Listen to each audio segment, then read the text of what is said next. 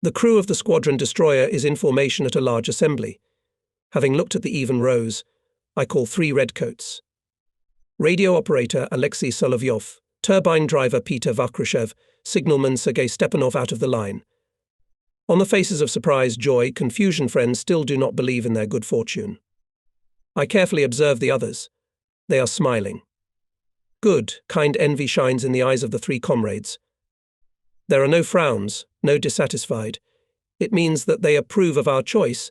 It means that we were not mistaken. And the task was not easy. In the morning, as soon as it became known that the personnel of our ship should allocate 3 people to the land front near Odessa, more than 150 reports were on my desk. I went through these sheets for a long time, read the scanty lines written in neat calligraphic handwriting, then hurriedly, nervously the letters were dancing. Different people wrote, but their thoughts and feelings are the same. Everyone is eager to go to the front. Everyone dreams of a feat. Some reports are accompanied by short statements. I ask the party organization to accept me as a candidate for membership in the party. I want to go into battle as a communist. I know all these redcoats, petty officers. You can rely on anyone. Excellent sailors. Wonderful comrades. The more difficult it is to make a choice, we must select the most worthy. Only then there will be no offense to others. The ship's commissar, senior political officer Booth, came into the cabin. He saw me going through my reports, made a joke. Are you playing solitaire? You know the sailors are on duty at the Ute, waiting for you. Everyone wants to talk to you personally, to prove that it's him who should be sent. They don't give me a pass either. I barely got out. We go through the reports together. The commissar reads them and admires them. Well done, guys. I know without you, Timofey Timofeyevich. Tell me, who should we stop on? We can't decide that alone. Let's call our comrades and consult. I invite my assistant, commanders of combat units, secretaries of party and Komsomol organizations. We argued for 2 hours, until we agreed on 3 candidates. And now we are seeing off our combat friends. They receive rifles, hand grenades, dressed in the uniform of the first term. The name of the ship is burned in gold on their caps, ruthless. Remember your ship, do not drop its honor, I say to them. Solovyev, Vakrushev and Stepanov, clutching rifles in their hands, stand in front of the formation, facing the ship's flag. Solovyev asked for the words. Our dear friends, thank you for your trust. We swear that we will justify it. Here's my visor. It will always remind me of you, of my home ship. We sailors know how to fight, and if we have to die, we'll die for the sake of victory. Beat the fascists from the sea, and we'll destroy them on land. We'll meet with victory. We'll meet with victory. The 3 go around the formation, shake hands with their friends, then go to the boat. The engine hums quietly. The boat pulls away from the side. I'm standing on the upper platform of the gangway with my hand on my cap. With my eyes I give a sign to the horn player standing next to me. He raises the horn, and a long signal calling floats over the bay. Usually this signal is used to greet and see off the big bosses on ships. Now it sounds in honor of ordinary sailors. Deviating from the regulations, I feel no remorse. Along with the singing of the horn from the destroyer carries a powerful hurrah, sailors. We see our friends off to battle, to glorious deeds. Let the sailors remember this moment. Merciless more and more often goes to sea. We convoy transports to besieged Odessa. In each campaign we fight off enemy aviation, engage in battle with enemy artillery batteries, take all measures to protect ourselves and to protect the transports from being blown up by mines. On August 24th, 1941 we returned to Sevastopol. The sailors are still under the impression of what they saw in Odessa. Before our eyes enemy bombs fell on the beautiful city.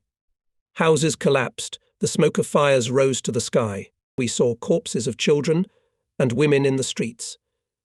Our hearts are burning with hatred to the enemy. It is hard for the defenders of Odessa. From 3 sides the enemy encircled the city. Communication with the country is maintained only by sea. Ships are not easy to get through to the city. Fascist planes and artillery do not spare bombs and shells. The city was left without water. The pumping station, which supplied water from the Dniester, captured by the Germans. Our ships carrying water rarely manage to pass fascist pilots' hunt for them with special fury. Water is given on cards. Troops and inhabitants suffer from thirst. But people hold on, pressed against the sea, experiencing all sorts of hardships. The garrison strikes the enemy crushing blows. The glory of Yakov Osipov's naval regiment rattles all over the fleet. Sailors terrify the enemy with their dashing bayonet attacks. We are proud that our ship's envoys fight in this heroic regiment. The name of our ship, Merciless, fully corresponds to our mood. No mercy for the enemy. A barge with ammunition has arrived. Sailors are running down the gangway, bending under the weight of shells. They work in silence. Faces sullen, determined. All are full of desire to prepare the ship for battle faster and back to the sea, to Odessa. In the evening we go to sea. We are followed by 3 transports. They bring troops and gasoline to Odessa. The night passes quietly. The morning has come. The sea is quiet, gentle. But the sailors have stopped trusting the silence. Signallers are looking at the water surface and the clear blue sky until their eyes hurt. So far there is not a speck on the horizon and no airplanes are seen in the sky. We are going at a slow pace, adjusting to the slow transports. The enemy does not show, and yet the gunners do not move away from the guns. At any minute we can expect an attack. By evening we saw the shore. The glow of fires scarlet in the twilight, flashes of gunshots flicker all along the coast. Odessa is close. We pass its suburb Novaya Dufanovka. We know that there is an enemy battery here. Why does it take so long for it to get dark? In the dark we might have slipped through unnoticed. But now the Germans have seen the caravan. 4 lights flashed on the shore. Water columns rose up near one of the transports. And then we heard 4 loud explosions. We've got to save the caravan. Merciless turns around and at full speed slides between the shore and transports, leaving behind a plume of smoke. An impenetrable wall of smoke shields the ships from enemy observation. The enemy battery continues to fire, but now at random, wasting shells. The Germans realize this. They stop firing on the transports and transfer fire on the destroyer. Fountains of water swept up by the explosions arise from one and the other side. Maneuvering, dodging the hit. Finally, turning abruptly, hiding in their smoke screen. The fascist battery releases a few more shells and falls silent.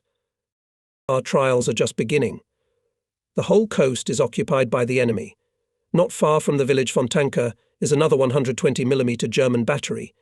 It is waiting for the caravan to approach it. How to save the transports? There is only one way out to divert the enemy's attention from them. Let him shoot at the destroyer. We know that the battery is land-based. Devices for firing on fast-moving marine targets on it is not. It's not easy for its gunners to hit our swift destroyer. Merciless is heading straight for the shore. Before the enemy 30 cable meters, and the Germans are silent. What's the matter? Timofey Timofeyevich, I asked the commissar standing next to me, why do you think they are not firing? They're waiting, devils. And we'll tickle them. I order our artilleryman, Senior Lieutenant Vasily Vasilievich Yarmak, to open fire on the battery. The trouble is we don't know its exact coordinates. We're choosing a place where it's most likely to be. The ship's guns turned toward the shore. There are short bells ringing. That's the signal. Load the guns. The chains of elevators feeding shells from the cellars rattled. In a few seconds, the ship shuddered the entire hull. Friendly, deafeningly struck the guns. On the dark shore, fire bursts light up and go out. Our shells burst. At first, except for them, nothing can be seen. But then 4 blue-white tongues cut the darkness. The Germans couldn't stand it. Their battery responded to our fire. We pinpoint its location and now we hit it with all our guns. The duel takes a fierce character. Closer and closer to us falling enemy shells. Without ceasing fire, the ship draws a zigzag. The Germans have to constantly change the sight. And yet their fire is quite accurate. One shell bursts just off the side of the ship. We're splashed from head to toe with water. Shrapnel rattles the deck and superstructures. Fortunately, no one was hit. While the German battery was shelling us, the transports calmly passed the dangerous area. There is no need to continue the duel. We put a smoke screen, and under its cover, we are moving away from the shore, catching up with the transports. The destroyer stops the cars not far from the Vorontsovsky lighthouse. We long follow the incoming transports in the harbour until the darkness does not hide them. Our task is accomplished. Troops and valuable cargo delivered to Odessa. We lie down on the return course. At the traverse of the Bolshoi Fountain lighthouse, we slow down. Here we must stay until morning, waiting for further orders. The units defending Odessa may call for fire at any time of day. It is dangerous to stand in the harbour. The port is under artillery fire. The night is black, impenetrable. Not a light around. Only the ominous glow does not go out over Odessa and its suburbs. On the tanks smoulder red coals of cigarettes. After the alarm went off, the sailors came together to smoke at the cutlass. They hear jokes, laughter. I hear the voice of Petty Officer of the Second Article Vladimir Siknashvili, commander of the commander's section. Artilleryman still excited after the recent battle. And rightly in the song is sung, "The brave fears the bullet. The brave does not take the bayonet. How dashingly we galloped today under the very nose of the enemy. And no matter what, we peppered the fascists with pepper, but we didn't get a scratch and delivered the transports to the target." We are walking in the darkness a few miles from the shore in alternating courses. My eyelids are slipping. I am on my feet for the second day. To dispel sleep, I walk along the bridge. There is no time to rest when the enemy is near. Be on the alert. At midnight, Cipher operator brings a radiogram signed by the commander of the Odessa Defense Area, Rear Admiral G.V. Zhukov, to make an artillery strike on the accumulation of enemy equipment and manpower in the area of Hildendorf, Vizierka to support the Marines. We're getting closer to the shore. I contact by radio with correction posts. From the shore transmit, wait until morning. Dawn catches us near the Big Fountain lighthouse. The day again promises to be sunny and quiet. For us it is a sorrow wait for the enemy air raid. Once again I'm communicating with the corrective posts. The commander of the 1st Marine Regiment, Colonel Yakov Ivanovich Osipov, responds, gives us the coordinates of the target and adds, "You will open fire on my order." The alert signal raises the sailors. Most of them were resting at the guns. The cannon covers come off in a flash. One by one, the battle station commanders report ready. My assistant Lieutenant Captain Kapistov summarizes many of these reports into one. "Comrade Commander, the destroyer Bespochadny is ready for battle." I look at my watch. "Very good, Alexei Nikolaevich. In a minute we're done. Keep it up from now on." "Yes, keep it up." The officer responds with youthful enthusiasm. A wary silence on the ship. Artillerymen froze at the guns. The radio operators clamped their earphones tighter not to miss the command from the shore. Merciless quietly splits the water surface. The silence is broken only by the cry of seagulls and the splash of dolphins frolicking nearby. Finally, the long-awaited words come over the radio: "Open fire."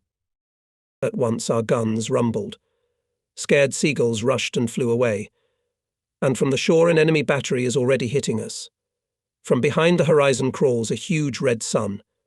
In its rays the water columns from shells seem like flaming torches, and the sea is all ominously red, like molten metal. In a short pause between salvos I catch an alarming cry of the signalman of the petty officer of the second article, Ivan Kuksov. There are airplanes on the left 90.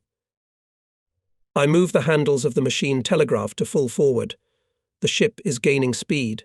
The elastic wind presses in my face. Our anti-aircraft guns slammed shrilly, hastily. Lurching from the steep turns, Merciless is zigzagging, not allowing the enemy to conduct targeted bombing. The rate of fire does not decrease. We shoot at the shore with our starboard side and fight off the planes with our left. Junkers, stretched out in a chain, one by one dive into the dive. In the thunder of cannonade, intertwined squeal of falling bombs and explosions. The sea is boiling. Cascades of water fall on the ship. Clouds of smoke blind us. At times when the smoke clears, I see sailors, stripped to the waist, wet with sweat and spray. They are working at the guns. Osipov radios from the shore, you're hitting well. Add more. And merciless, maneuvering among the explosions, beats and beats. Dozens of bombs dropped by Nazi pilots. Enemy artillerymen fired hundreds of shells. But we're all intact and shooting. In front of our eyes falls into the sea, shot down by US plane. Osipov radios again, thanking for the support. We sigh with relief. Guns are silent. Sailors, tired after a tense battle, remove from the deck shell casings, tidy up the heated guns. For the last time we cast a glance in that direction, where heroic Odessa is fighting the enemy, and take a course to Sevastopol. One more voyage was made, usual in those days for many ships of the Black Sea Fleet. Life demands learn. In Sevastopol returned at dawn. The destroyer refueled with fuel, oil and ammunition. Sailors had a chance to rest a little, and I still have to go to report to the squadron commander on the battleship Sevastopol. I went down to my cabin to change my clothes. With regret, looked at the unmade bed for the entire campaign, has not been able to lie down once. Rear Admiral Vladimirsky met cordially. First of all, he asked about my health. He didn't believe my cheerful answer. You don't look well. You need to rest, so I won't keep you long. Tell me how you fought. I briefly report how the voyage went. Vladimirsky listened, and then poured questions. There seemed to be no end to them. Did you notice at what heading angle the enemy planes were approaching the ship? And at what altitude? In what formation they were flying? How long were they in a dive?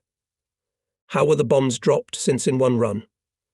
What was the heap of bombs dropped? How long did the bombs fly from the time they lifted off the plane until they hit the water? And how did the planes maneuver out of the attack?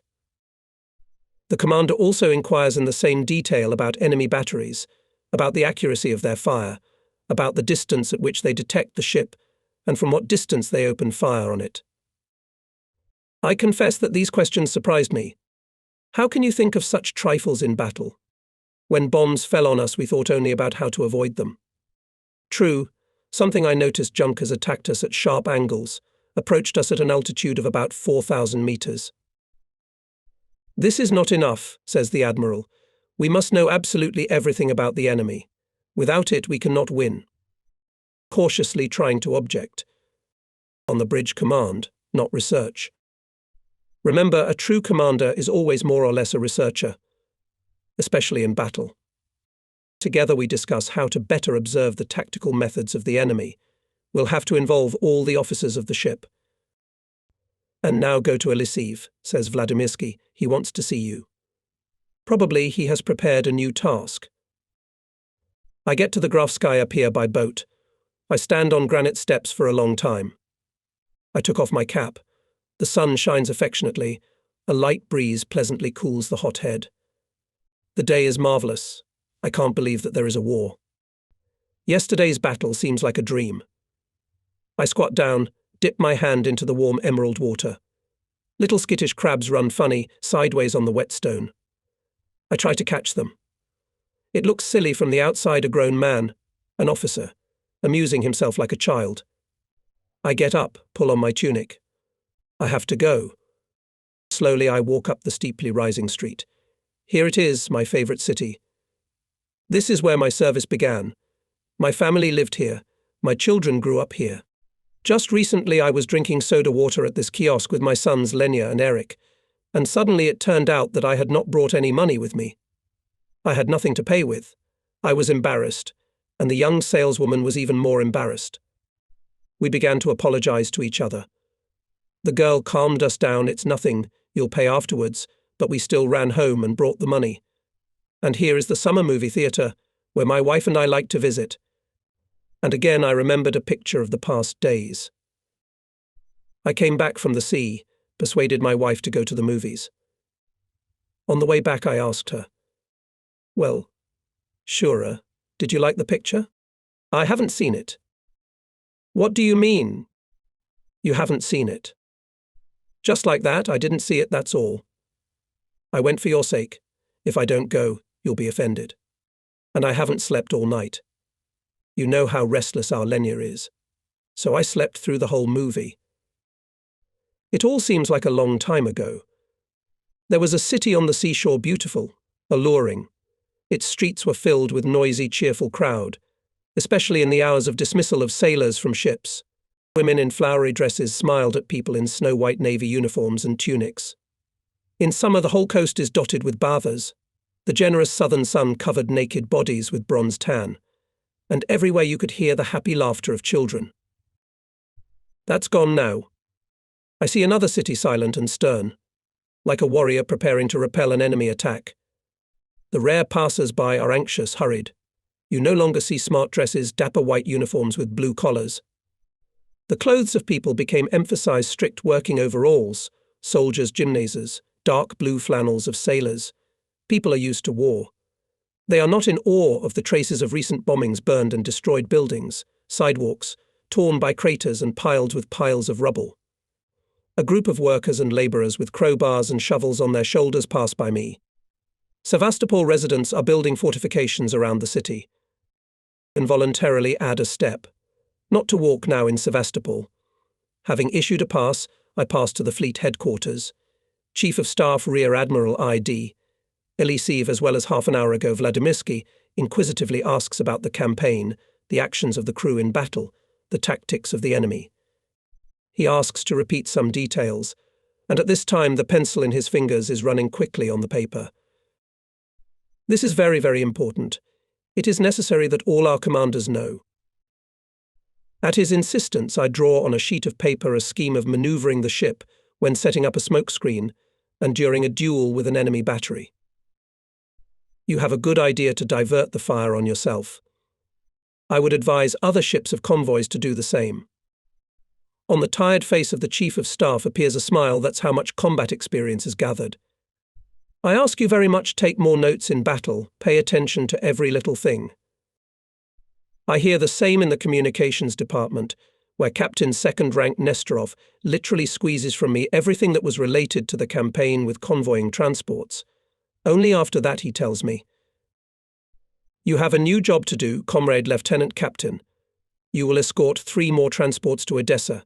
They are carrying the most important cargo and must arrive at their destination no later than 00 on September 1st. The weather service predicts a storm. This is to your advantage. The Germans will not think that anyone will dare to go to sea in such weather." After finishing my business at headquarters, I'm walking around the city again. I wanted to look at my apartment. Our house is still intact. I unlocked the door. My family evacuated from Sevastopol. The apartment is empty, orphaned. The floor and furniture are covered with dust. And although everything is in its place, the rooms seem alien. I look carefully at the portrait on the wall. My wife and I were photographed in Leningrad when I had just graduated from the school. What young, serene faces. Shura looks like a girl. Where is she now with our chicks? How many worries have fallen on her shoulders? I look around the cupboards full of books. We both love to read, and we both collected our libraries diligently. When will I be able to go through books again? An album with photo cards catches my eye. I flipped through it. Here is our last family photo. The boys stare at the machine in surprise, amused, funny. Will I be lucky to see them again? I wrap the album in newspaper. I'll take it with me on the ship.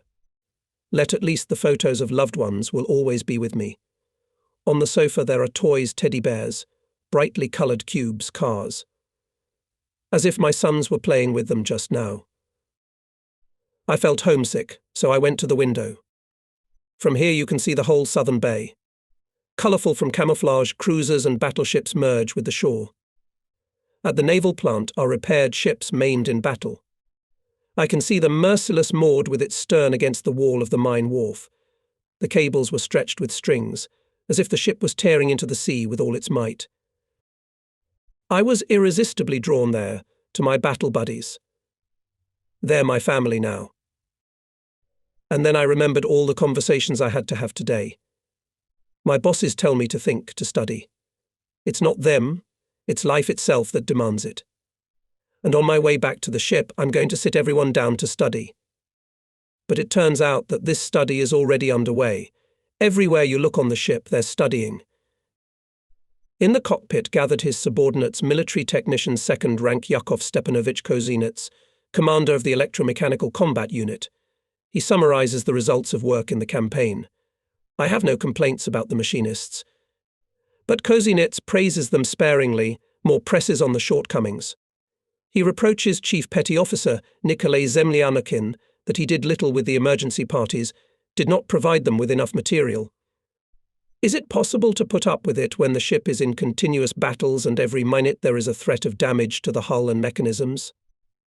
Chief Petty Officer Chuprikov also listens to not quite pleasant things. It happened that his boiler group failed to regulate the combustion during changes of course, and then a thick cap of smoke burst out of the chimney, demasking the ship. Conclusion: it is necessary to study harder. Adopt the experience of the commander of the 2nd Boiler Department, Petty Officer of the 2nd Article Tugay. He so trained his subordinates that they, for the entire campaign, did not allow a cloud of smoke. Kozinets evaluates the actions of each sailor of his unit. He urges to study more persistently, to train more. This call in his mouth acquires special persuasiveness. Kozinets did not graduate from the Naval Engineering School.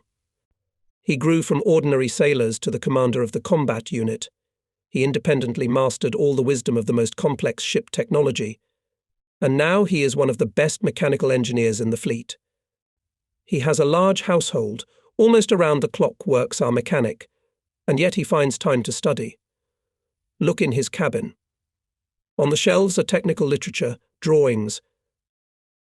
Kozinets constantly thinks how to make the mechanisms work even better, even more reliably, and people have become true masters of their craft. Artillerymen, sailors of the Navigational Combat Unit, torpedoists, bosuns assess the lessons of the campaign. People realize that the success of future battles depends on it. It turned out that not everyone in a dangerous moment held confidently. Young torpedoist Suturin during the raid of enemy aircraft hid under the torpedo apparatus. A case out of the ordinary. But, having thoughtfully weighed it, we come to the conclusion it is not only that the guy did not have enough courage, but also that this man fell out of sight of the commanders. In essence, he had no responsibilities in the battle.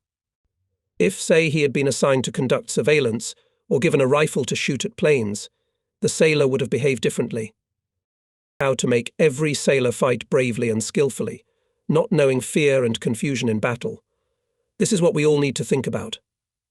After summarizing the results of the campaign by combat units, the commissar of the ship called agitators, we have a lot of them. They can barely fit in the officers' quarters. Booth has been paying special attention to the agitators lately.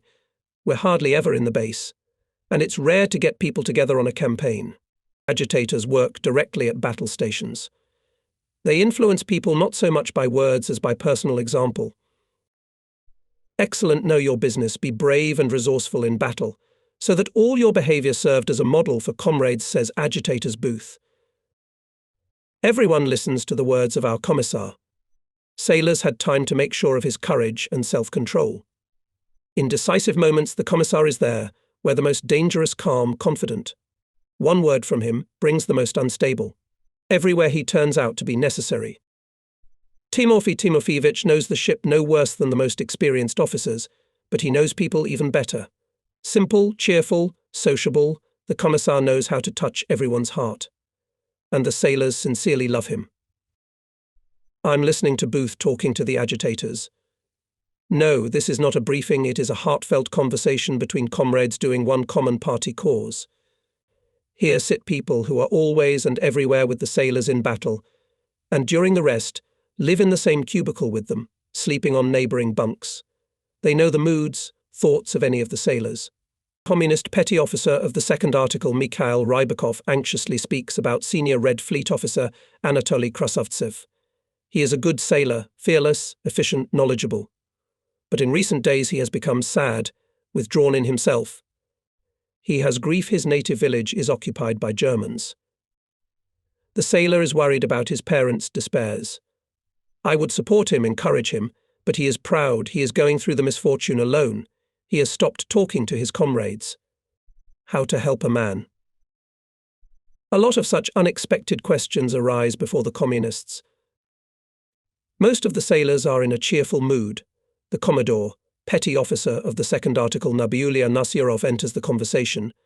They spare no effort in the campaigns and rejoice in every battle. But now we are too far apart.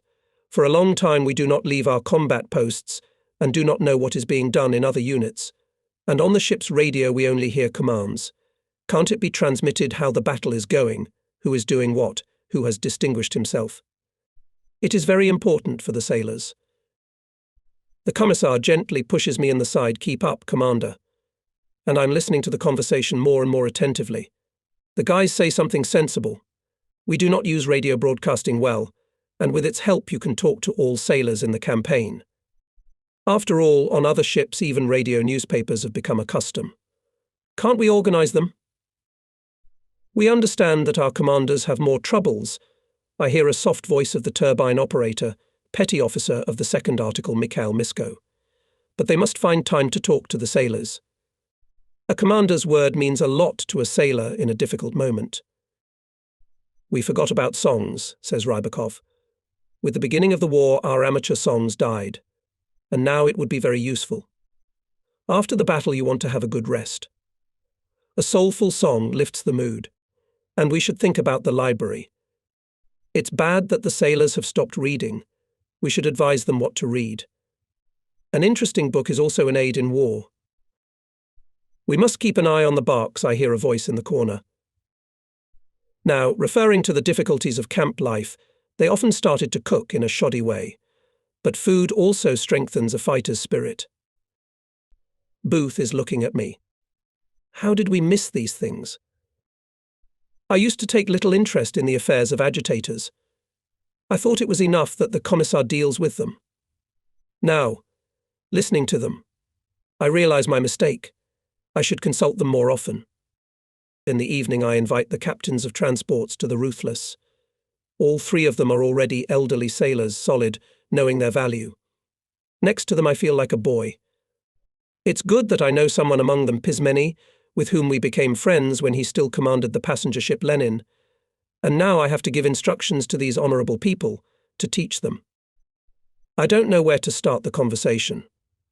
Pismeni helps me.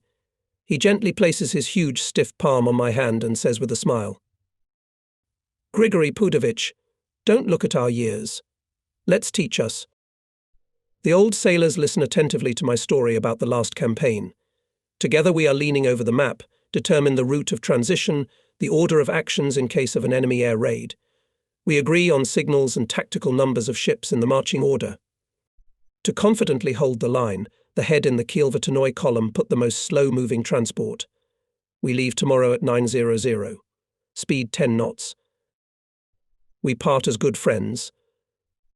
The captains trust me, have no doubt that the merciless will not leave them in trouble, will be able to protect them. And I am confident in the experience and skill of the old sailors, and that they will exactly fulfill my every signal. Such faith in each other is vital in a convoy. Crew rest. Duel. Sailors who are free from watch and duty rest. Each uses these hours in his own way.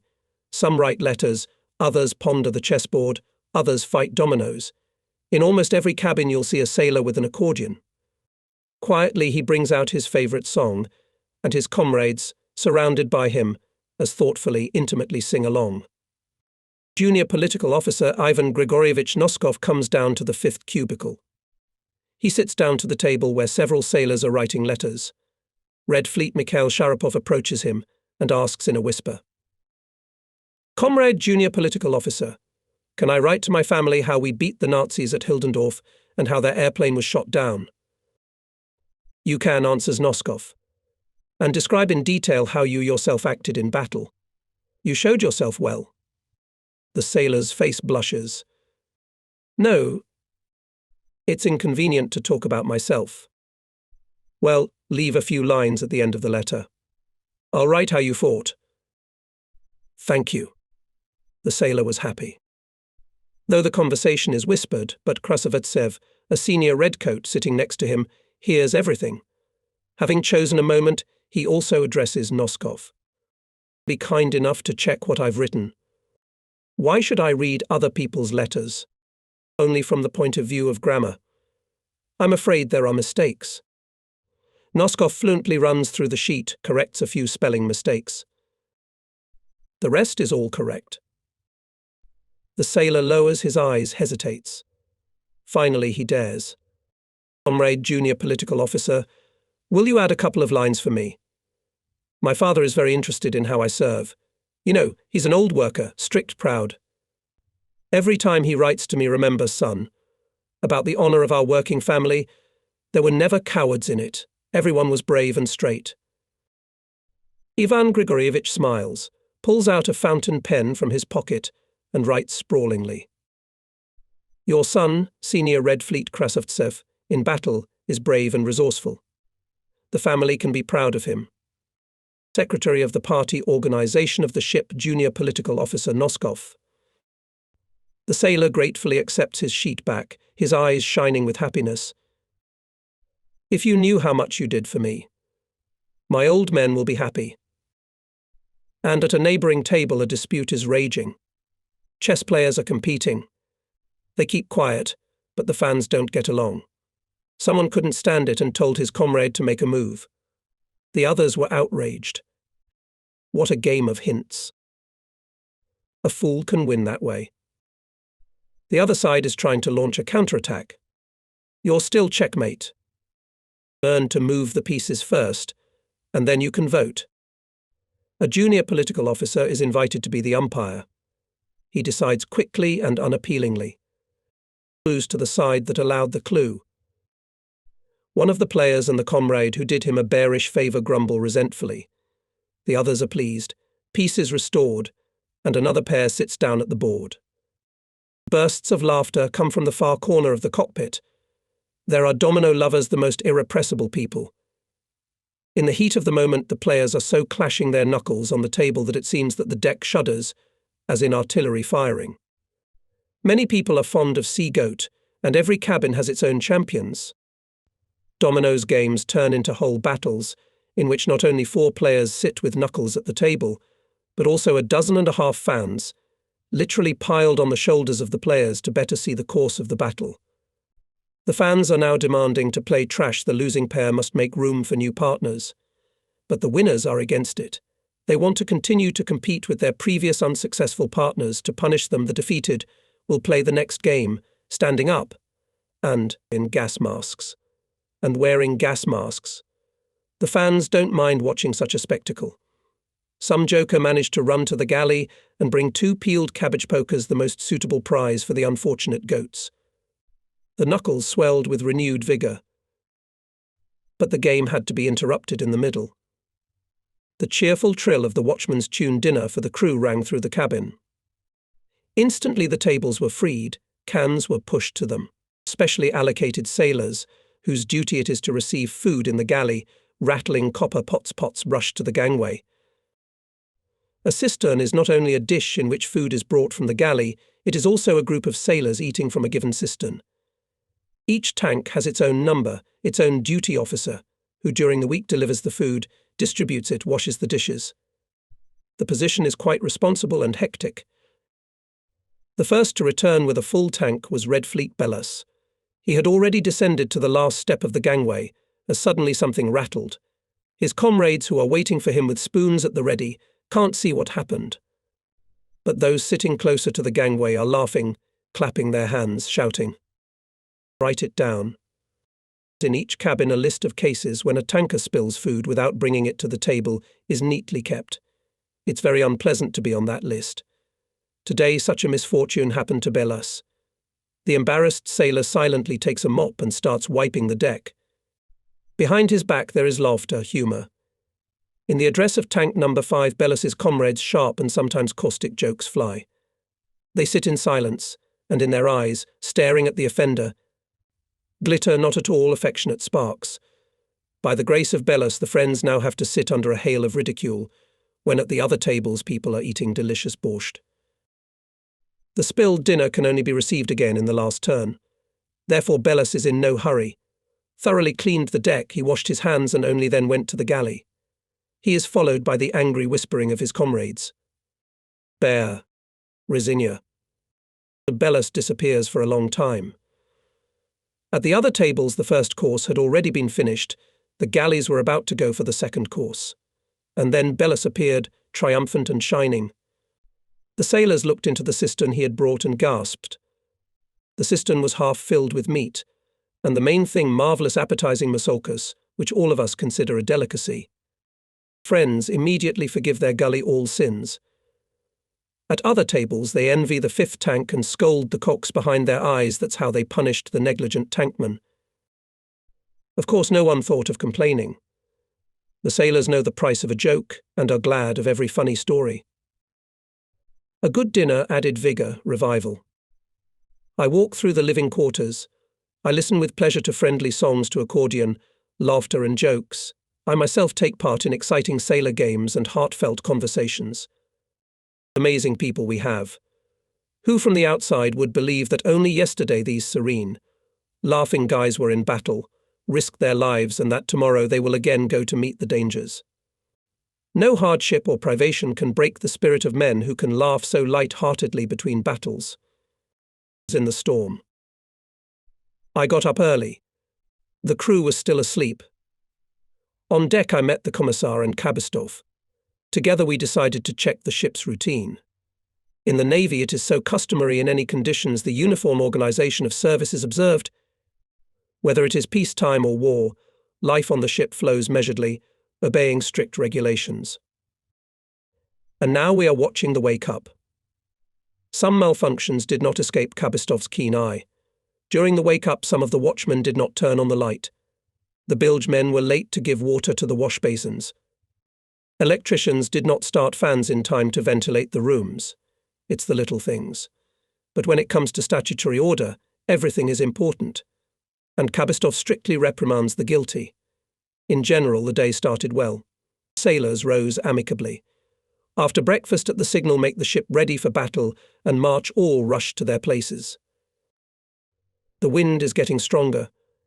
Even in the bay, destroyer begins to sway decently. I invite the officers to the wardroom, familiarize them with the combat task. I especially warned that, despite the storm, the ship must be maintained on high alert. Watch vigilantly, unrelenting. At 8:40 a.m. Semaphore request permission to go to sea. We receive good. I go up to the bridge, take the report of the watch officer Lieutenant Dyachenko. I go to the machine telegraph, examine it. I ask who is standing on the wheel. I look around the upper deck from bow to stern. The gunners have taken their places at the guns. The mooring crews are lined up. Everything is so familiar. Kabistov is standing by, waiting for orders. Get off the anchor, Alexei Nikolaevich, I say to him. He casts a pleased look at me. My assistant knows how to appreciate trust. He is happy when he can be independent. I like this trait in him. He will make a good commander. The lieutenant captain has been transformed. Powerfully, firmly sounds his voice. Kabistov commands with inspiration. Remove the gangway. Give the right mooring. The left mooring is to be poisoned. Let's go the Spire. I watch his actions with satisfaction.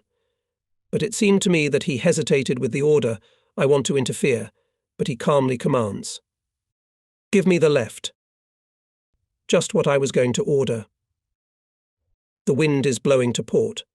When the moorings are given and the anchor is not yet selected, the ship, of course, began to turn. There's a danger of the stern and propellers hitting the neighbouring barrels. Kabistov foresees it. The right machine gives a move forward, shifts the rudder. The ship stops turning and slowly moves forward. Anchor clear. Reports the bosun. Gaining speed, the ship is heading towards the bosoms, towards the exit from the bay. I shake Kabistov's hand firmly. Thank you, Alexei Nikolaevich. The shooting from the anchor was excellent. You can be trusted with the ship. We're lying on the Inkerman lighthouses. The machines are working on the smallest. We're waiting for transports to come up to us. A huge black cloud is approaching from the northeast. The wind is getting stronger. White lambs are running on the sea. The cloud has caught up with us. Immediately darkened around us. A high wave came on the locker, rolled all the way to the ute. licked up everything that was badly fixed. I heard the indignant voice of the chief bosun, midshipman Radiuk. His subordinates had not seen to it, and 2 covers were torn off and carried away to the sea.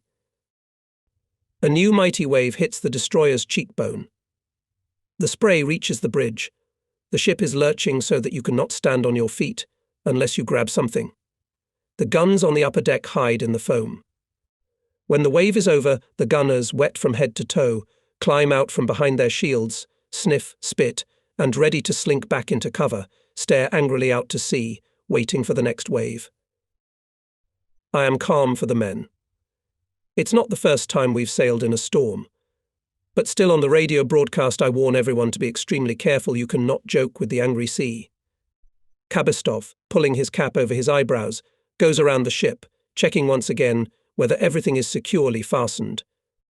Artilleryman Petty Officer 2nd Article Sikneshvili on the rostra, struggling with a large tarpaulin cover. Boiler machinists, having removed the cover from the chimney, stacked it badly. It was good that Sikneshvili came up and grabbed the tarpaulin when a gust of wind tore it from the roasters. In a cloud of spray, the petty officer, leaning his whole body on the unruly cover, rolled it up and tied it to the banquet. Kabistov, who was nearby, praises the artilleryman, and then reprimands Mechanic Kozanits for his oversight. Doesn't it embarrass you that the artillerymen are forced to save your property? Transports are approaching. As agreed, they are lined up in a keel column, one after the other. Merciless goes ahead 10 cable meters from them, drawing a zigzag first turn to the left at 60 degrees, then at the same angle to the right, and so on without end. Wrapped in wet raincoats, signallers and observers now and then wipe their eyes from the corrosive salt spray and, straining their eyesight, stare into the raging expanse. The commissar walks through the cabins. The sailors, free from watch, are resting without undressing. Some of them lie down on deck chairs without even taking off their wet raincoats. At any second you can expect a call upstairs. The cabins are stuffy and semi-dark. The portholes are tightly shut. In a storm it is even more unpleasant here than upstairs. There at least you see the wave with your own eyes, you have time to prepare for it. Here its blows are unexpected. The deck under your feet rolls to the right and to the left. It is not so easy to stay on your feet and even to lie down on the wheelhouse. The impression is that the ship is about to capsize. But the men are not discouraged. Seeing the commissioner, they rush to him, flooded with questions. They are interested in everything what is going on the ship, and what is new at the front. It is not easy to talk. Waves hit the board, the cabin rattles like an empty iron barrel when it is pounded with a hammer. But Booth, even in such an environment, knows how to talk to people. Bypassing the cubicles, the commissar makes his way to the galley. It is necessary to feed the sailors somehow. The cooks have completely lost their way. Everything is spilling out of the cauldrons and pots. They are about to scald them. We had to give up the first one. In a few minutes the contents of the cauldron were almost all on the deck. We cooked buckwheat porridge. The bokoviu.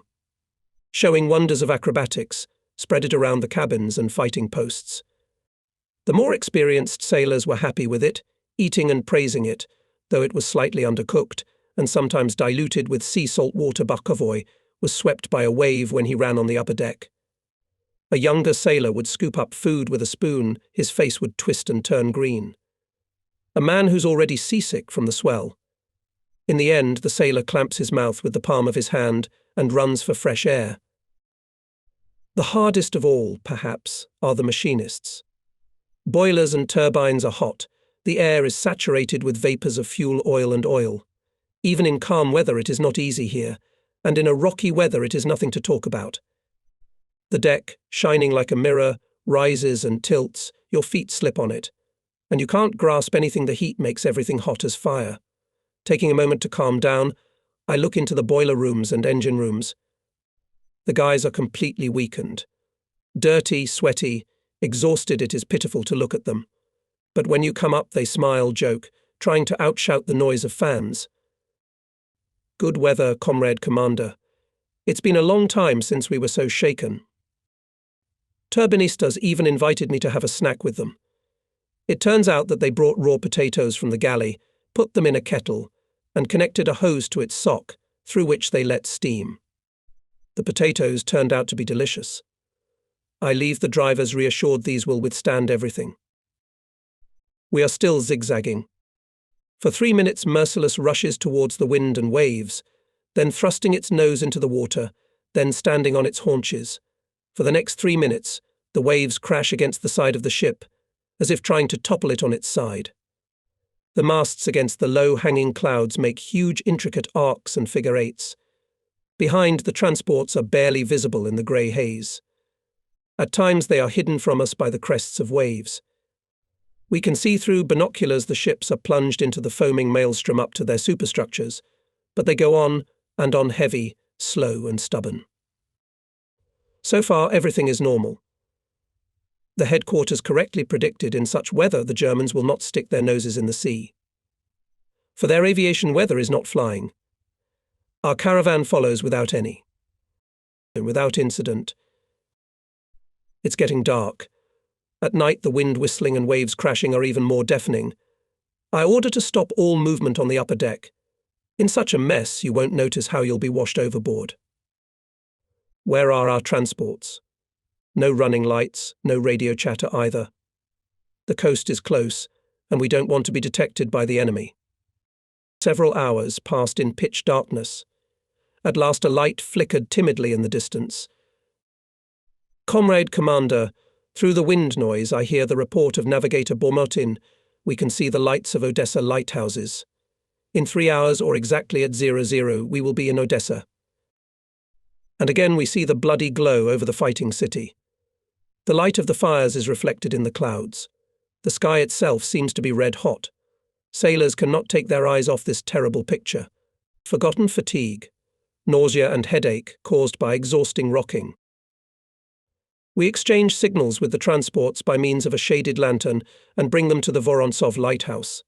In the light of the fires we can now see the ships. One after another, struggling with the wave, they slip past us in black shadows.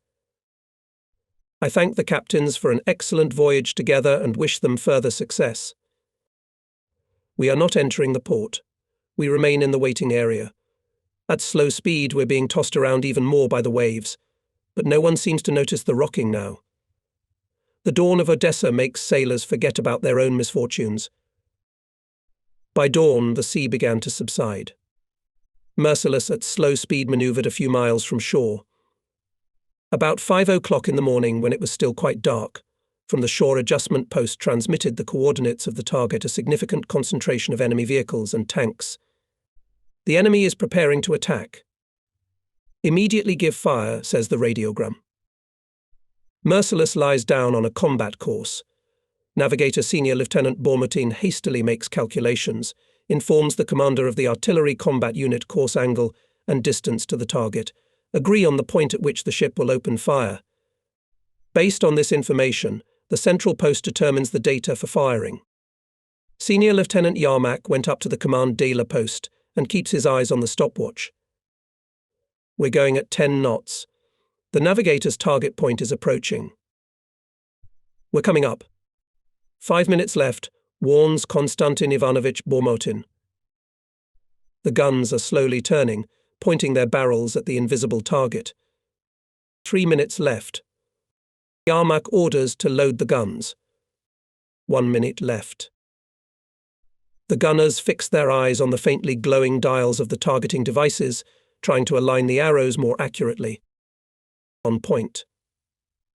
The navigator's voice is so loud that it echoes throughout the bridge, and immediately from the command Dalnomir post follows Yarmak's order.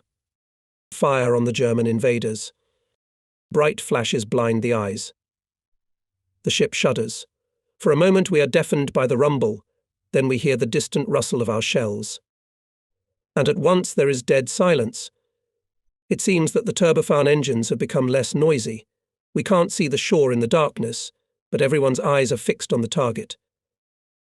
The radio operator, positioned with a portable radio near me on the bridge, transmits to the correction post we have fired a salvo. Report the results. How long seconds can be sometimes. I hear Yarmak asking for the second time what was the setting of the sight and target. His excitement is understandable at such a distance. If you make a slight mistake, you'll hit your own men. It's no sin to say that I feel uneasy too. I'm fumbling on the bridge, smoking cigarette after cigarette. I couldn't stand it. I went into the navigator's cabin, looking at the map.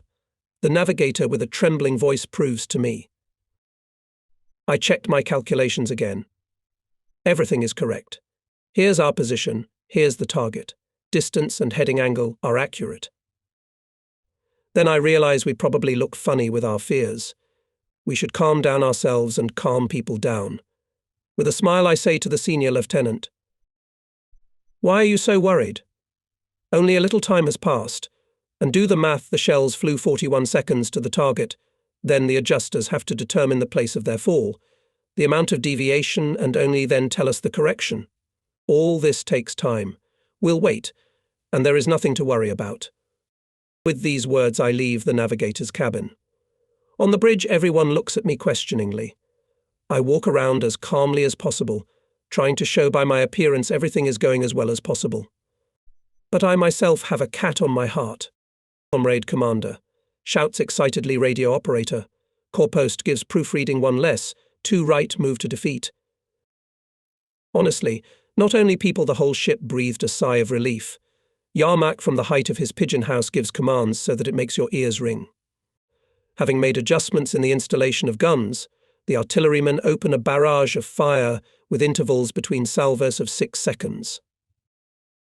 "You're hitting right in the middle of the enemy column," radios the shore. "Good shooting. Well done." On the battle radio broadcast, I pass this message around the ship so that everyone can hear. The agitators were right. I'm convinced now how it inspires people. Sailors at the cannons do not spare no effort. In a few minutes, we fire 150 shells at the enemy. From the outpost, they say cease fire. Thank you very much from the Red Army and Red Fleet. You have perfectly fulfilled your task.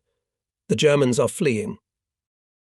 When I read out these words in front of the microphone, there is a loud hurrah in response.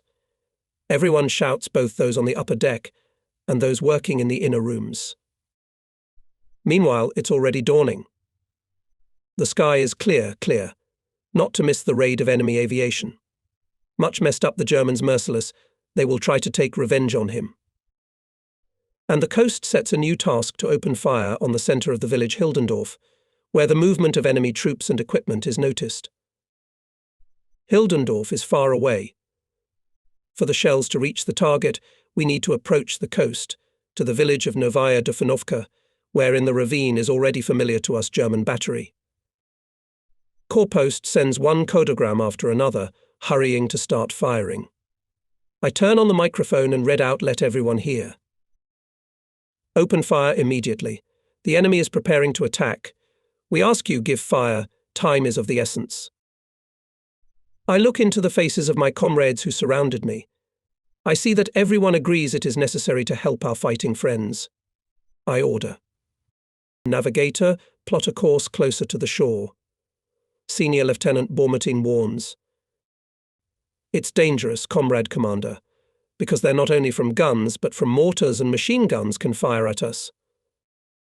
I know, Navigator, but our friends hope for our help, and we must help, no matter what it costs us. The shore is getting closer and closer. So far, it's silent. Apparently, the Germans don't want to decloak themselves early. Merciless came to the right distance, turned sharply to the right, lay on a combat course, reducing the stroke. The navigator reports. At the point. We're making firing salvos. Corps post records good, we're going in for the kill. Sailors at the guns are straining all their strength. The pauses between salvos are reduced to a minimum. Adjusters report shells are hitting the target. At this time, the German battery began to speak. Its first shells fell with a large flight, but here the water columns grow closer and closer. One shell exploded at the very side. On the deck and superstructures again rattled shrapnel. The commander of the electrical group, Lieutenant Engineer Seletsky, was easily wounded in the power post. We had to interrupt the task and transfer all the fire on the enemy battery, but it turns out that we still do not know the exact location of its guns. We shoot at flashes, and this is not a reliable reference point. The battery continues to fire, and quite aptly. Nothing to do. We put up a smoke screen and 30 knots away into the sea. Correction post anxiously radios why stopped firing. Give a few more volleys, our situation is very difficult. Please fire. Here are your sailors, they ask for help. I thank you in advance for your help. We look at the commissar. Apparently he now remembered his comrades, whom we saw off in the Marines, and our promise that we would always help them in a difficult moment. Come on, Commander Booth said briefly. I order the navigator to lay a course to the shore. And you, Timofey Timofeyevich, I say to the commissar, explain to the people that there are heavy battles near Hildendorf. Our comrades who went to defend Odessa are fighting there. We cannot fail to fulfill their request. Booth went to the microphone and addressed a passionate word to the sailors. In conclusion, he said that the command is confident in the steadfastness and courage of the crew. Merciless approached the shore and again opened fire. Immediately behind the hill flashed pale flares. The enemy battery began to hit the ship.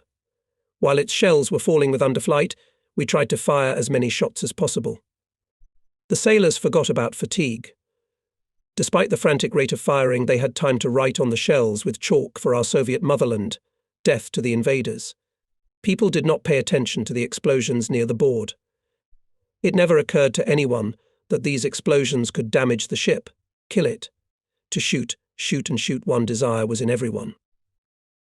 From the corrective post reported that the apparatus has a former radio operator of our ship, Alexei Soloviev. He is a liaison with the commander of the battalion of Marines. Soloviev himself takes the key. Our glorious ship, we read, has kept its word. We are proud of it. Thank you. The enemy shells are tearing at our stern. We have accustomed the enemy artillerymen to small passages, and now we are rushing at full speed. And yet the explosions are close to the ship. Shrapnel-wounded sailor chemist, standing aft at the valves of smoke-forming equipment. The sailor pulls out of his pocket bandage bag, hastily bandages the wounded hand and remains at his battle post. Well done, sailors, you hit well. Praises the shore. Hitlerites have been mixed to the ground, sailors. This radiogram causes an unprecedented rise, and when I order to stop firing, they look at me with bewilderment and resentment. But we have no other choice. Enemy planes have shown up. Having put a smoke screen, we move away from the shore to have more room for maneuver. Bombardment begins. We fight off the planes with 37mm automatic rifles and large-caliber machine guns. Torpedoists, sitting on torpedo apparatuses, shoot from rifles. A deafening crackle stands in the air. One of the planes took a slide to then dive at the ship, but suddenly lay on the left wing, smoke and corkscrewed down. I see the sailors cheering. Wide open their mouths, they shout something, but no voices are heard. Ineffectively dropped bombs and lost one junkers, the enemy squadron disappeared over the horizon. And the coast demands open fire on the village of Ilichevka. This point is also at a great distance. Again, we have to get under the fire of the German battery. Now we shoot at 2 targets, the main caliber at Ilichevka, medium guns at the enemy battery. But from the seaside, a new group of junkers is coming at us. Having interrupted the fire on the shore, we enter into battle with them. I remember the order of the squadron commander. I take out my watch and notebook. But now I put them in the hands of Lieutenant Lushin. Write it down, Vladimir Vasilievich. I don't have time for notes. Continuously turning the handles of machine telegraphs, giving orders to the helmsman. Growing howl of airplanes rushing into the dive, whistle of bombs, thunder of explosions merge into a deafening storm of sounds. Merciless then rushes forward, burying its nose in the foam, then stops the course, turns to the right, left. We're lucky. No bombs hit the ship. Having dropped their cargo, junkers fly away. In such tension passes the whole day. By evening we receive an order from the commander of the Odessa defense area of Rear Admiral Zhukov. 3 transports are leaving Odessa. We must accompany them to Sevastopol. Our faithful ally, impenetrable southern night, again helps. The caravan is going quietly. I go down to the cabin, analyze my records and records of officers, call signalers to clarify certain moments of the battle. I compare all these data with observations from previous battles. A lot of interesting things. Vladimirsky is right, every battle must be studied. In the morning, as soon as we arrive in Sevastopol, I hurry to the squadron headquarters. Vladimirsky pounces on my calculations. He writes down figures, draws diagrams, compares them with his old records. Well, it fits, you see. So we can draw some conclusions. Did you notice how formulaic their tactics are? Yes, we've seen that fascist pilots approach the ship almost always at an altitude of 4,000 or 5,000 meters. Before lying in a dive, the plane makes a slide. It takes 10-15 seconds. The time of being in the peak 14-18 seconds. After detachment from the airplane before falling into the water bombs fly 7-9 seconds. Now let's weigh the capabilities of the attacked ship. Seeing that the plane makes a slide, the commander gives orders to the helmsman. After that, 7 seconds pass until the ship begins to roll toward the shifted rudder. There are still about 30 seconds before the bombs fall. During this time, the destroyer will pass in an arc of a cable, or even a cable and a half, which is quite enough to avoid a direct hit. We have also established that enemy planes, as a rule, enter the ship from the bow and stern course angles of 35-60 degrees. Consequently, at the moment when the airplane makes a slide, which means that it has already taken aim, it is necessary to try to give it transverse course angles. This confuses the calculations of Nazi pilots, and we noticed that the bombs fall with great dispersion. More than once it happened that on transverse course angles half of the bombs fell with a significant overflight, and the other half with the same underflight. Vladimirsky pulls out of the safe manual on evasion from the bomber aviation. Leafing through it, in the document, not a word about dive bombers. All the tactics to combat them has yet to be developed. The commander put aside the instruction, approached the open porthole. We have already studied the character of his rear admiral. Now he can't hear anything. On your words will be one syllable answer clearly, good, without going into the meaning. Now he's disconnected from everything around him and is deep in his own thoughts. I rise from my chair. Only then the admiral remembers the interlocutor. He thanks me for my report, wishes me success. And now I'm going to sit down again for the figures. We urgently need guidance on dodging dive aircraft. Having said goodbye to Vladimirsky, I went to the Chief of Staff of the squadron, Captain First Rank Vladimir Alexandrovich Andreev. He also asks to tell in detail about the campaign. He is particularly interested in the interaction of enemy aircraft with coastal batteries. He asks how we were communicating with the adjustment posts. Offers to think about how to better organize the coverage of ships' fighter aviation. It's easy to talk to Andreev. You forget that before you boss. Being carried away, we sometimes argue heatedly, defending our points of view. The Chief of Staff smokes a pipe and suddenly asks, "Would you like me to read you some poetry?" He opens a notebook in a paperback and reads. The poems are warm, touching the soul. All about the sea, sailors strong and courageous people. How was it? Beautiful poems, I answer. Whose are they? Andreev is silent, smiling. Are they yours? I guess. I scribbled them down in the middle of the day. They must be printed. Not yet. I still need to trim them, but I don't have time. And it's embarrassing to type them up. Chief of Staff, and suddenly. Poetry. It's a bit embarrassing, isn't it? It's great when people reveal themselves in unexpected ways. Yes, our esteemed Chief of Staff wrote poems, and good, exciting poems. And I'll tell you frankly, from that day on I respected him even more. Scheduled preventive. The commander of the 5th Combat Unit Kozinets reminded me that our boilers have worked without alkalizing twice as long as they should. Need preventive maintenance and other mechanisms. For a good hour Kozinets listed the faults that should be eliminated by all means. The thrust and support bearings of the left main machine were getting hot. The circulation pump of the right turbine was not working reliably. The oil system had to be checked for a long time. Our mechanical engineer is always like this. At sea, his vast economy works like clockwork, without the slightest complaint. But it is worth coming to the base. As Kozinets begins to complain this is bad. That is bad, he himself does not know peace. his subordinates have enough to do, and he rubs me without end.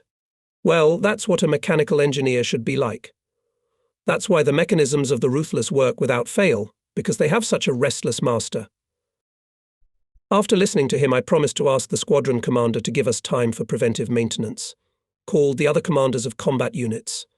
Artilleryman, communications officer, navigator, assistant commander also said that in their household accumulated a lot of urgent matters. Rear Admiral Vladimirsky did not have to beg. Proceed, he said. To successfully fight, we must keep the ship in exemplary order. I give you 8 days for repairs. I cannot more, you know what the situation is now. An open party meeting was held, which was attended by almost all the sailors of the crew. The repair of the ship was perceived as a combat task. To work in a frontline manner, this thought permeated every speech. 8 days was an unprecedentedly short period, but it did not suit us. The meeting decided to complete the repairs in 5 days. Communists will be at the most responsible sites and will show an example of selfless labour. Indeed, it is necessary to work more with people, literally with everyone. It was decided to widely cover the progress of repairs in the leaflets and radio newspaper, in conversations agitators. The meeting called for vigilance, which should be manifested in everything and in a clear organisation of service, so that nothing caught the team by surprise, and in close monitoring of the quality of work, and in the careful study of the mood of sailors. The enemy does not shy away from any meanness to shake the spirit of the Soviet people. Commissar Booth gave an alarming example at the meeting. Sailor Nesirov brought him a letter received from home. It's a strange letter.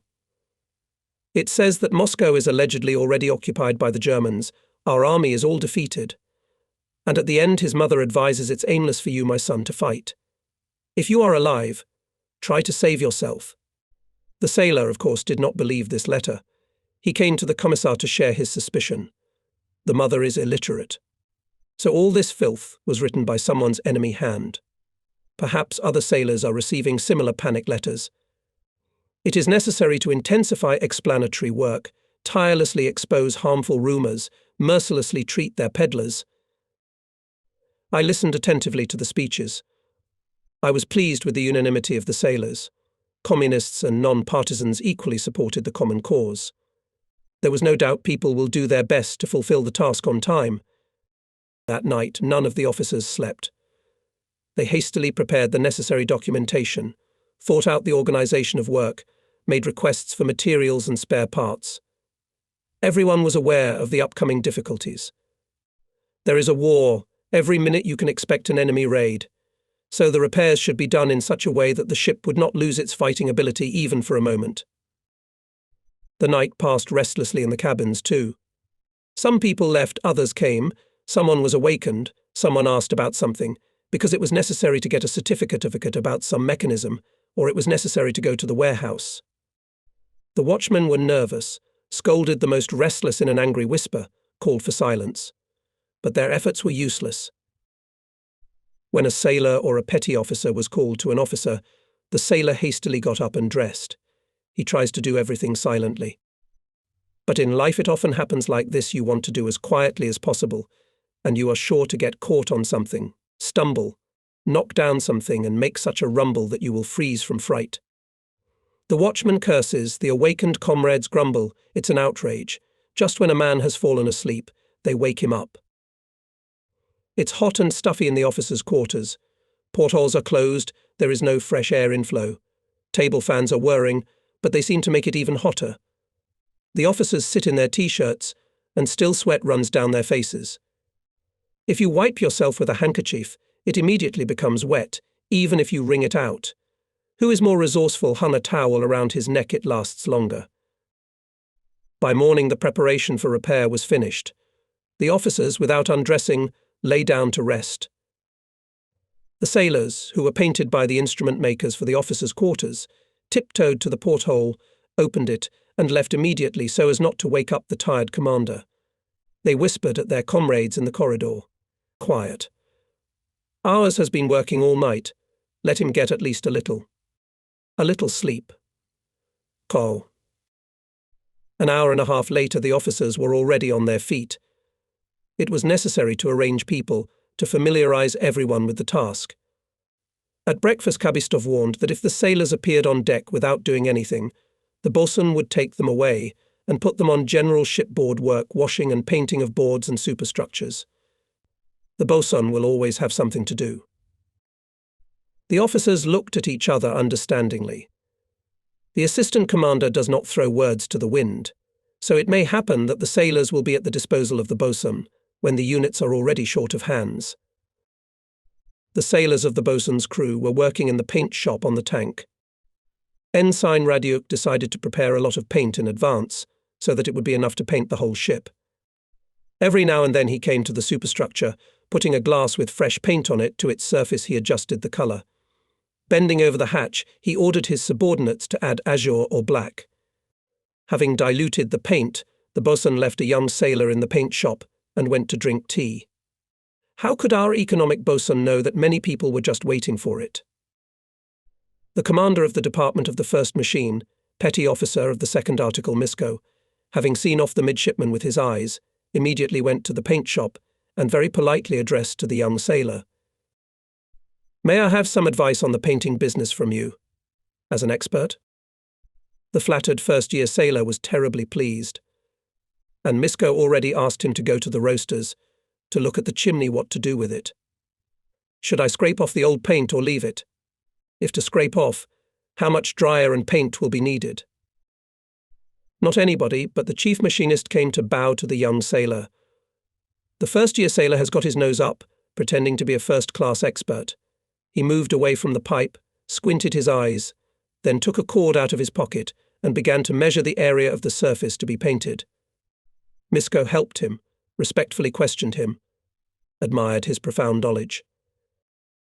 Meanwhile, machinists and artillerymen were managing in the paint shop. The capacious paint tank was quickly emptying. The ship knew that no one knows how to prepare paint better than the chief bosun.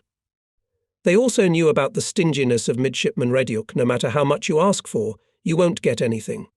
So we had to resort to this, though not quite plausible, but the most reliable way of extracting precious paint.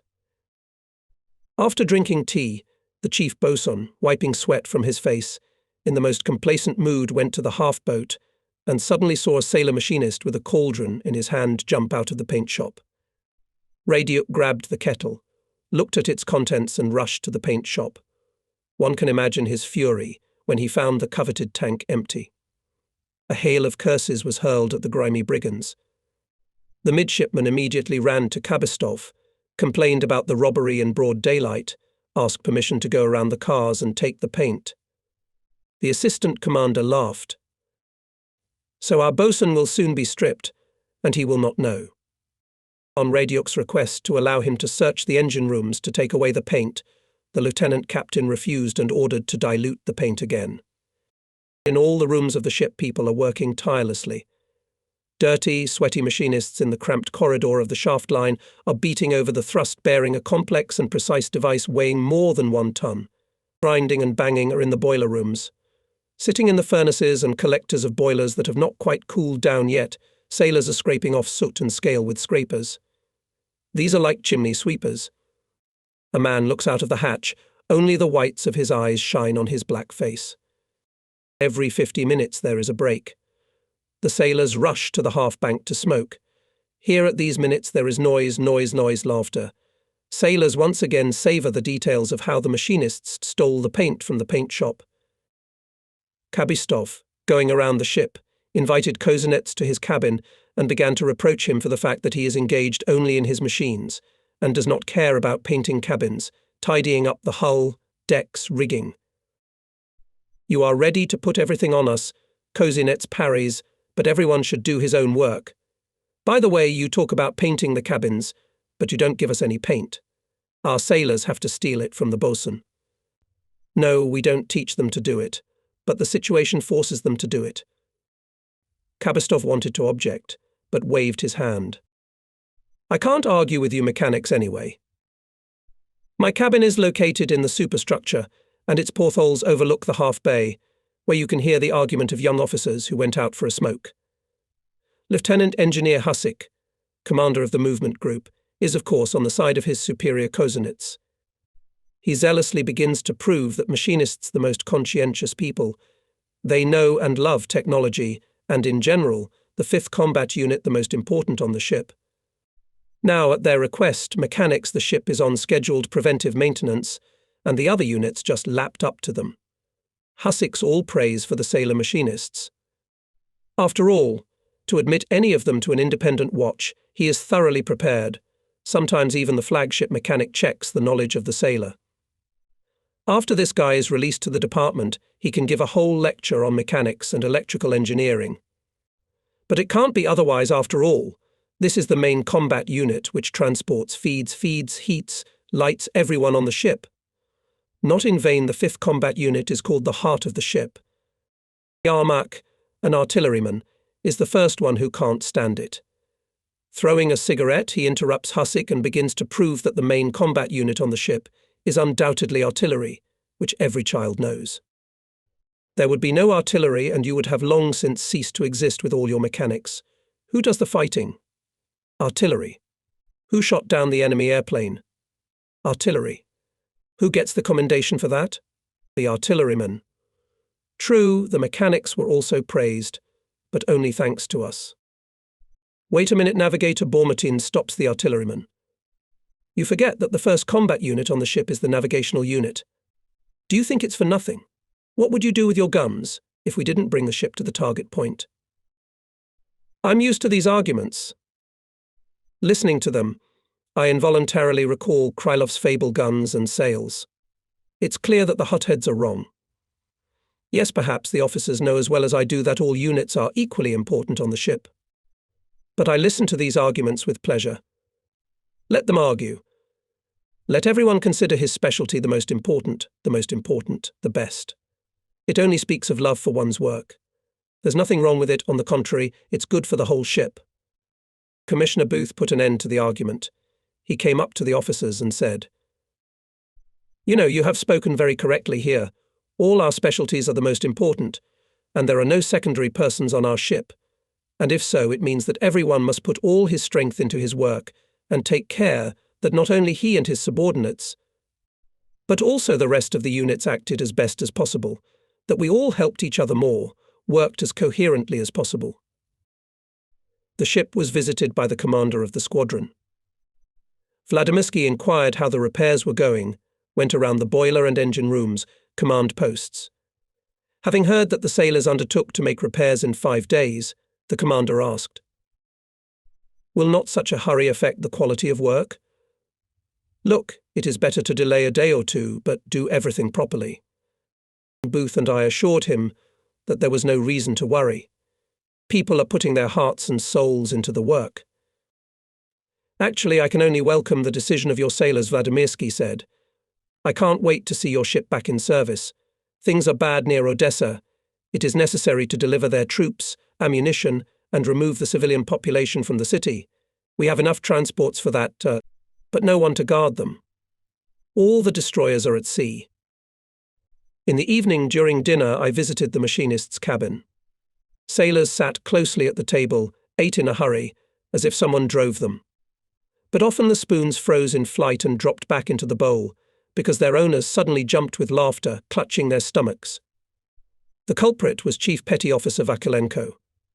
He sat on a couch near the table and told funny stories. He was a master of storytelling. He would tell such stories that he would make the most serious man laugh. I noticed that in other cubicles during meals there was general chatter and joking banter. But here at the table we can hear only the voice of the Chief Petty Officer, interrupted by bursts of friendly laughter. Vakulenko alone speaks. The others only listen and press the borscht. Our Chief Petty Officer is a cunning one, whispers a day sailor to me. He speaks and speaks, but he doesn't give it to the sailors on purpose, so that they don't get distracted and have dinner faster. After dinner, according to the daily routine, we should have a rest, but the sailors return to the disassembled mechanisms. It is even harder to work in the evening. The ship is darkened, so all the portholes and hatches are closed. The heat is infernal everywhere. And then there's the power outage. The ship's power station does not work, the diesel engine is under repair, and from the shore the current is coming in or not. We work with emergency lanterns. What light from them? Woe. and yet the sailors are working. At midnight, Kabistov, and I summarized what we had done during the day.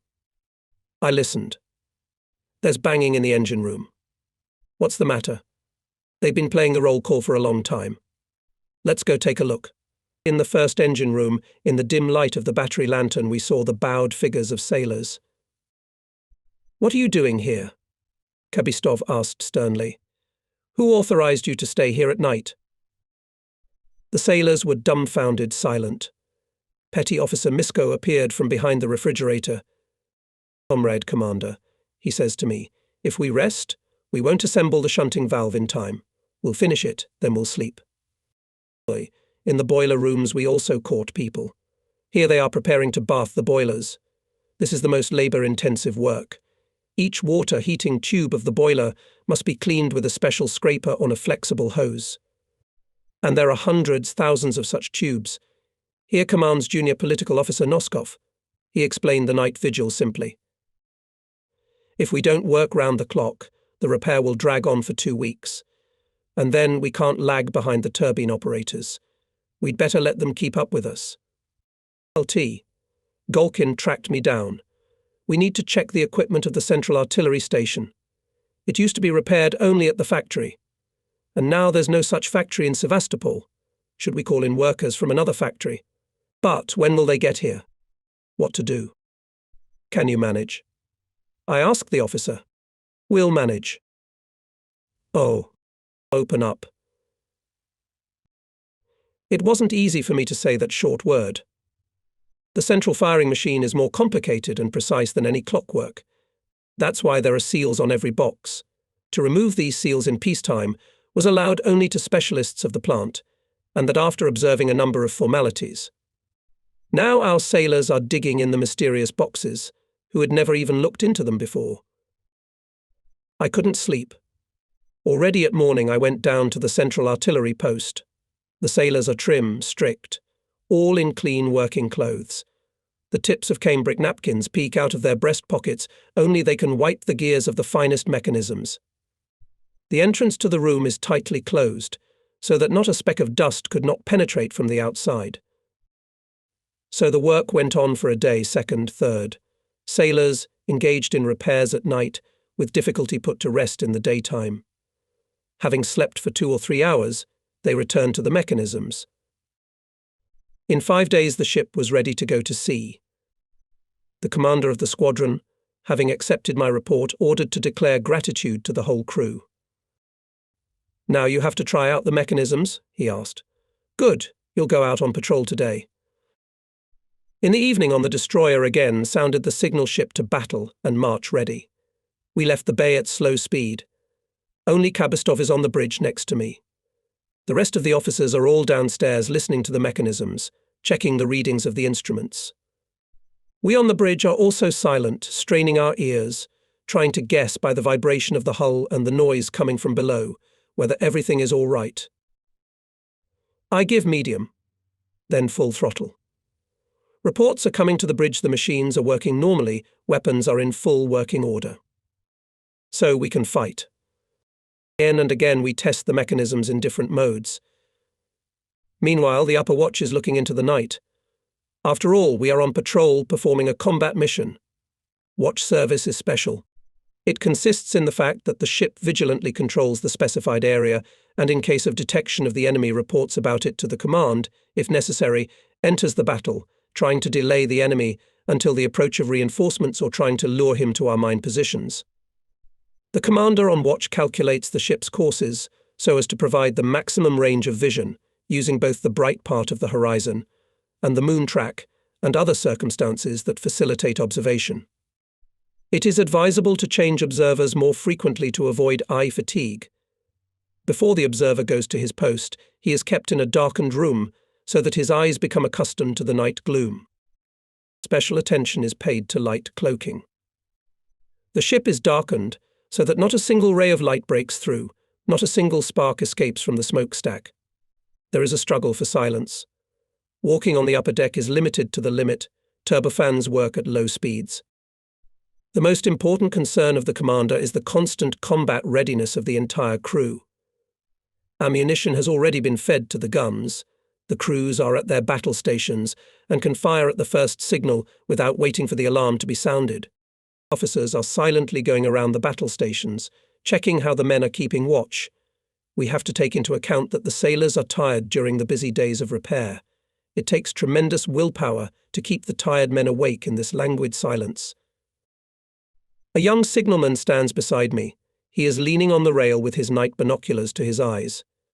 But when I looked closer, I realized he was asleep.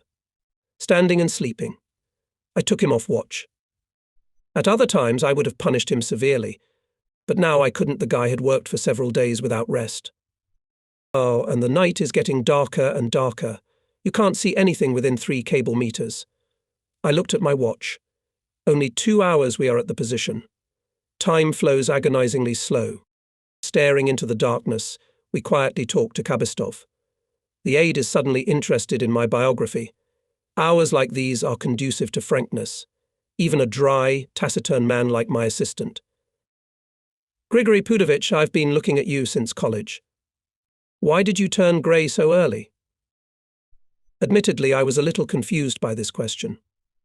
To gather my thoughts, I began to fill my pipe and handed the kit set to Kabistov. Where did the grey hair come from, you ask? You and I have had a hard life. You, Alexei Nikolaevich, had a hard childhood too. Your father, as far as I know, was killed at the storming of winter.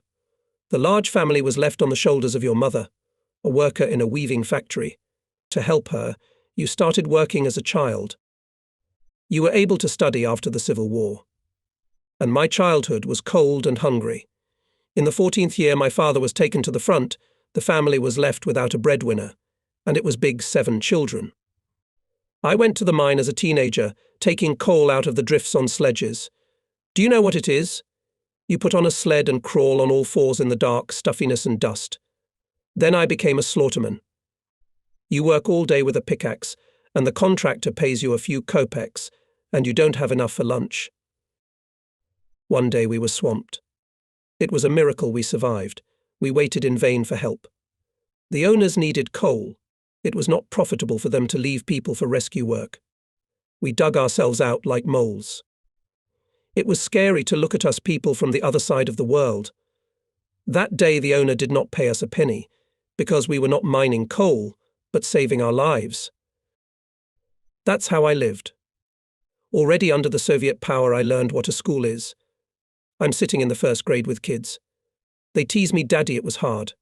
I went naked and undressed, but I studied. The Soviet power didn't leave me in trouble. Helped me to become a man. Now you and I are on the bridge of a warship. We have higher education. We and our families have found real happiness, and we defend it in battles. We fight for the fact that our young men never again grade in their 20s. In the morning, Ruthless returned to the base. Mechanisms of the ship worked flawlessly. The destroyer was ready to fulfill new combat missions. Return to base for sailors is always a holiday. The war overshadowed it. Sevastopol is now austere and harsh. Streets are blocked by barricades, dug trenches. Passers-by are few. People are working in factories or digging fortifications around the city. More and more often raid on Sevastopol enemy planes. And yet, entering Sevastopol bays, we still feel the joyful excitement. On the ships standing at the piers, flags are flying congratulations on a safe return. We wish you further success in combat, comrades are greeting us. The family of sailors became even more friendly. Now, even in the base, we almost never part with the ship. On it now passes our whole life. In the evenings, the officers of the squadron gather in the wardroom of some ship, have a friendly conversation, recall episodes of combat campaigns, share experiences, argue. The soul and organizer of friendly meetings is the commander of the squadron. Rear Admiral Vladimirsky and Brigadier Commissar Semin almost every evening invited to his battleship to the commanders of ships. Such meetings give us a lot. Over tea I once told about the ingenuity of our anti-aircraft gunners. During the reflection of the attack of enemy planes, so hot gun barrels that it was time to stop firing, and suddenly I saw sailors pulled up fire hoses and poured water on the gun barrels. This method of cooling the guns was not provided for in the instructions. But it helped in the battle, the firing didn't stop. And then it turned out that dousing with water increases the service life of the barrels. Still, I have doubts we are acting contrary to the instructions. The commanders were interested in my story, and Vladimirsky, with his usual straightforwardness, said, "Well done, sailors, and we will correct the instructions." During conversation strongly got some of us, if in battle we acted ineptly or poorly set up the service on the ship. I had to blush more than once. Once, returning from a campaign, we moored at the wall next to the destroyer Boykim. In order to prevent the ships from hitting each other, the officer on watch ordered to put out Krantz wicker cushions protecting the ship's hull from shocks, and forgot about them. In the morning we moved away from the wall and looked the whole side of the buoy. It was covered with cranes, but we had none. The commander of Boyki, Lieutenant Commander Godlewski, is standing on the deck of his ship, waving his hand. "Don't be sorry for the cranes. They were yours and now they are ours. It's not customary to return when you've already received the good to leave, so I had to part with my property." I told Kabistov off. He just twists his head guiltily. I don't understand how it happened, but it was simple. Godlewski bypassed his ship at night, and at the same time and looked out for his neighbour. He chose the moment when there was not a soul on our upper deck, and ordered his bosun to untie our cranes and tie them to the leering posts of Boyki. At tea in the presence of the commander, I jokingly complained about Godlewski's prank. I wish he hadn't done it. The bulkheads of the battleship's huge wardroom seemed to shake with laughter. "What a watch service you have," came the cheerful voices. "Look, next time Georgy Fedorovitch will borrow your cannon too." I was ready to fall through the deck. I was consoled by the fact that Godlewski also got it that time, and not so much for the story with the cranes, as for daring.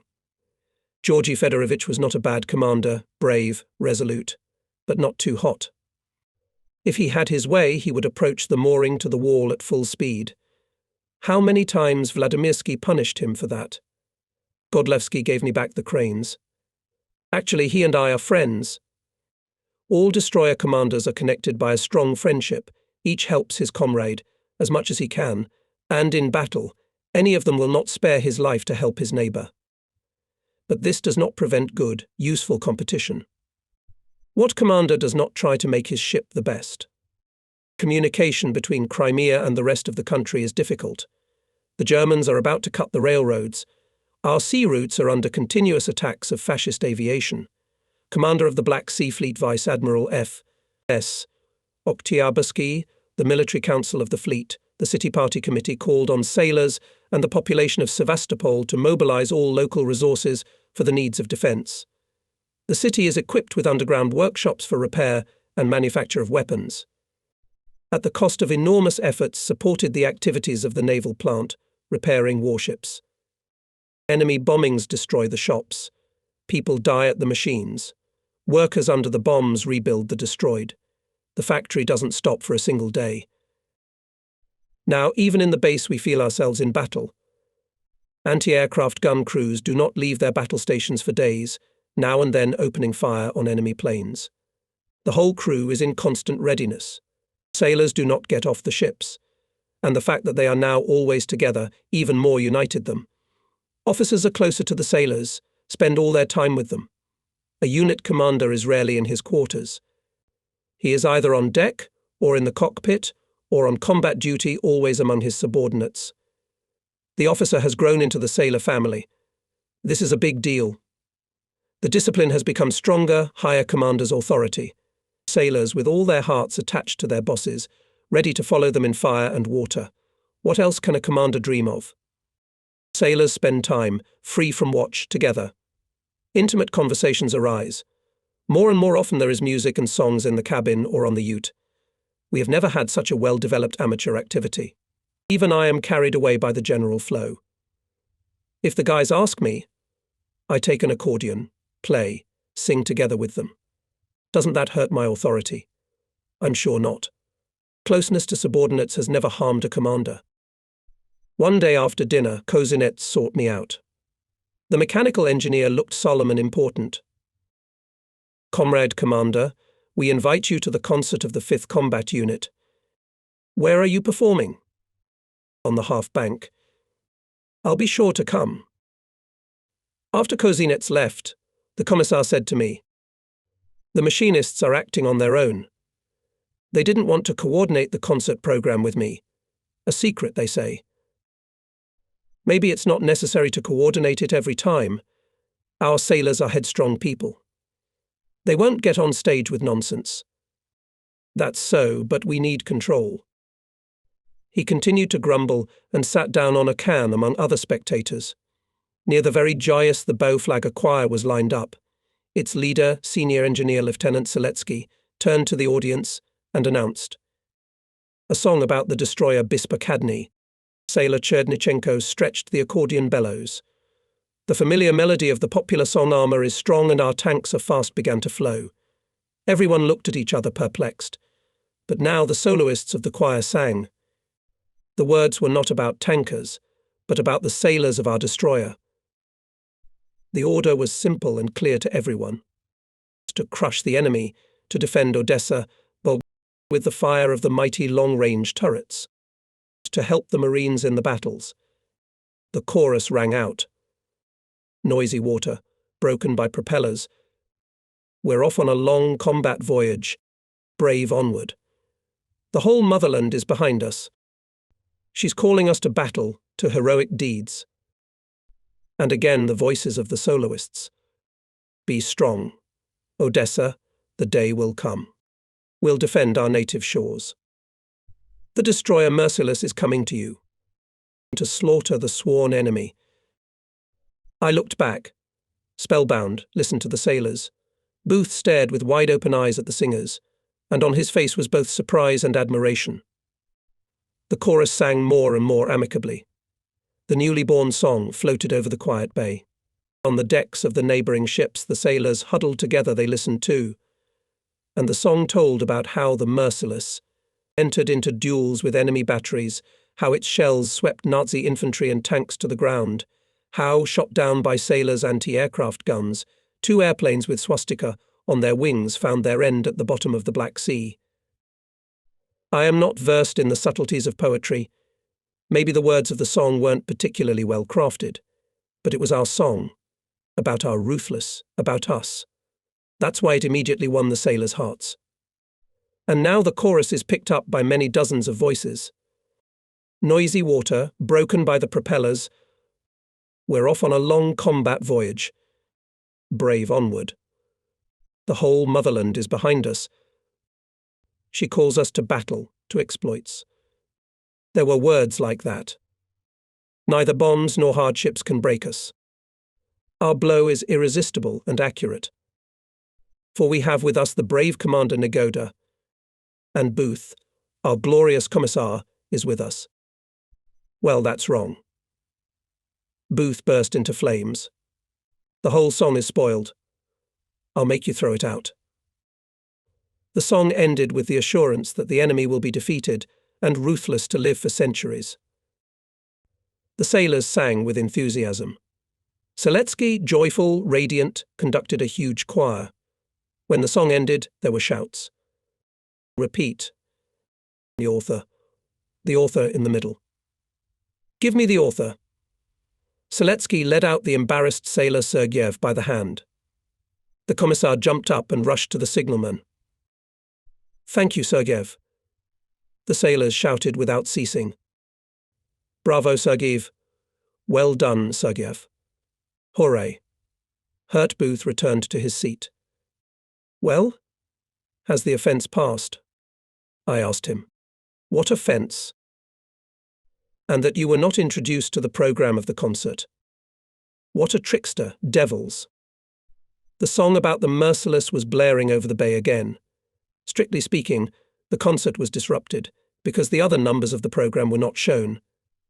The sailors kept asking to repeat the song and sang it selflessly. ...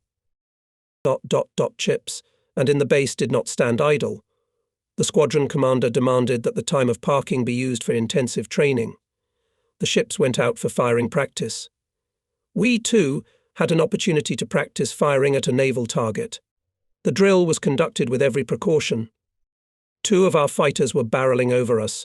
We kept all anti-aircraft guns at the ready in case enemy planes showed up. The shield was towed by the Boyki. Godlewski, of course, pulled it at full throttle and maneuvered so that rangefinders barely had time to keep the target in sight. We shot off perfectly. Godlewski checked the shield with the pickiness of a rival. He counted 6 holes. "That's good," he said, and I could hear the envy in his voice.